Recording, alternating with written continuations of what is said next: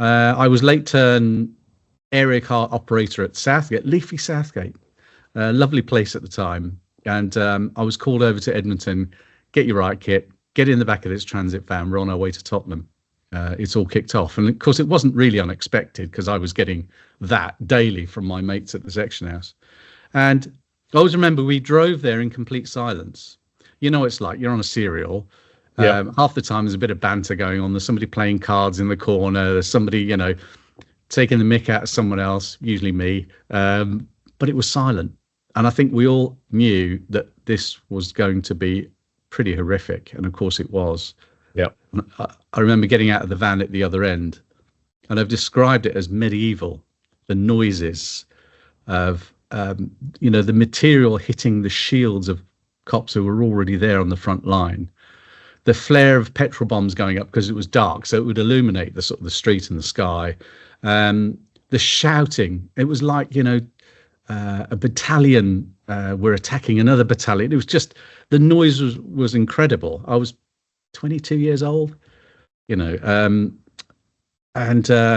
we were put right on the front line straight away. Now, on my website, if I can plug it, kevinoleary123.com.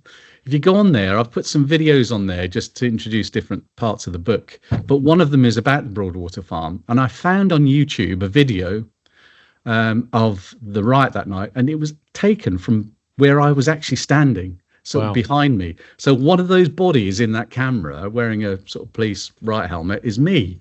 And I remember, at one stage we were being shot at. Somebody got a shotgun and was on the deck opposite the junction where we were on the front line. And I could hear the crack of things hitting the shield. The riot shields are like perspex, quite thick perspex. So they can take a hit and they flex a little bit. So it actually stopped the shot coming through. But some people behind me were actually hurt. There was a couple of journalists. One lost his eye. Another was blooded by the shot that actually reached him. And he was some distance back. So I thought, blimey, if you didn't have these shields, this is going to get you. Yeah. A baton round firearms officer came and knelt right next to me. Of all the people, it was right next to me. And I heard him on his radio saying, I can take him, Gov. I've got him in my sights and I can take him. But it would have been the first time a baton round had been used on the UK mainland. So no one would give the order. So he withdrew, and that was the last we saw of him. So rather than, have that political step into, firing a baton round on the British mainland, because they've been used in Northern Ireland quite a lot, but rather than do that on British mainland, just let the cops get shot at instead. Hey, that's fine. So, I wasn't impressed with that.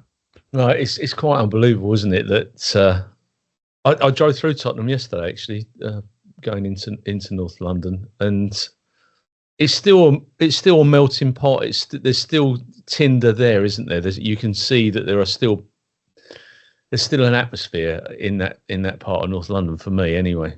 Well, I wonder if we see the world through a copper's lens.